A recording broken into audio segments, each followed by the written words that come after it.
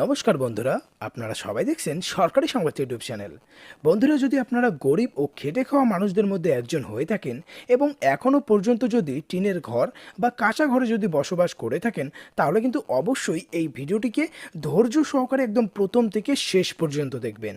তার কারণ বন্ধুরা, এবার কিন্তু প্রত্যেকটা গরিব ও খেটে খাওয়া মানুষদের ব্যাংকের অ্যাকাউন্টে ঘর বানানোর জন্য 3,48,000 টাকা দেওয়া হচ্ছে রাজ্য সরকারের তরফ থেকে।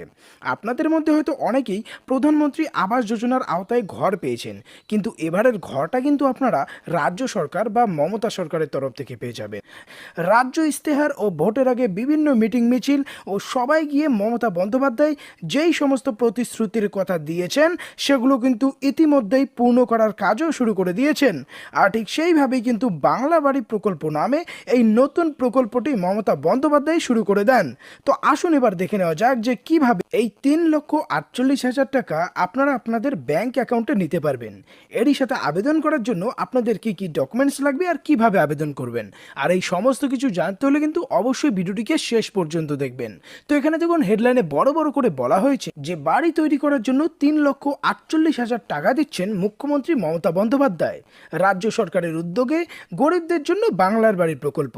এই প্রকল্পে আবেদন করতে গেলে কি কি ডকুমেন্টস লাগবে, কারা কারা আবেদন করতে পারবে, সবটাই এখানে বলে দেওয়া হয়েছে। তবে তার আগে যদি আপনারাও ঘর বাড়ি বানানোর জন্য এই 3,48,000 টাকা আপনাদের ব্যাংক অ্যাকাউন্টে পেতে চান, তাহলে কিন্তু সবার প্রথমেই এই ভিডিওটিকে একটি লাইক করে দেবেন। এরই সঙ্গে লাল রঙের সাবস্ক্রাইব বাটনে ক্লিক করে বেল নোটিফিকেশনটা অল করে দেবেন। তো এখানে দেখুন প্রথমেই বলা হয় যে রাজ্যের একজন মানুষকেও যাতে খোলা আকাশের নিচে রাত কাটাতে না হয়, সেই জন্যই মুখ্যমন্ত্রী বাংলার বাড়ি প্রকল্প চালু করেছে সারা রাজ্য জুড়ে।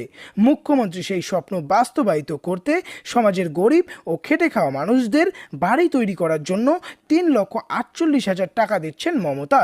এবার কথা হচ্ছে কারা কারা এই টাকাটা পাবে বা কারা কারা আবেদন করতে পারবে। তো এখানে দেখুন প্রথমেই যেটা বলা হয়েছে, যেই পরিবারের কর্ত্রী মহিলা অথবা অন্যভাবে সক্ষম কোনো প্রতিবন্ধী ব্যক্তি এবং যারা অর্থনৈতিকভাবে দুর্বল ও মাসে 10,000 টাকার মধ্যে আয়, তারা এই নতুন প্রকল্পের সুবিধা নিতে পাবেন।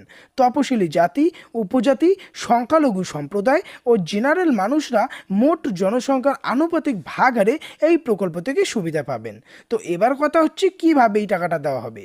তো প্রথমে যেটা বলা হচ্ছে, প্রথম ধাপে আপনাকে 1,00,000 টাকা লিন্টন হিসেবে ঢালাই করার জন্য দেওয়া হবে। দ্বিতীয় ধাপে আপনাকে 1,00,000 টাকা দেওয়া হবে ছাদ ঢালাইয়ের জন্য। আর তৃতীয় ধাপে দেওয়া হবে 50,000 টাকা। আর চতুর্থ ধাপে যেটা বলা হয়েছে 40,000 টাকা দেওয়া হবে প্লাস্টার ও স্যানিটেশন করার জন্য। আর তারপরে যেটা বলা হয়েছে যে অবশিষ্ট 54,000 পাওয়ার আগে ঘরে বিদ্যুৎ সংযোগ ও অন্যান্য কাজ সম্পূর্ণ করতে হবে। এবার কথা হচ্ছে এই প্রকল্পের কোথায় ফর্ম পাবেন আর কোথায় গিয়ে জমা করবেন। এটার জন্য আপনার যোগাযোগ করতে হবে স্থানীয় পৌরসভা বা এসডিও বা বিডিও অফিস। সেখানে গিয়েই আপনারা এই বাংলার বাড়ি প্রকল্পের ফর্ম পেয়ে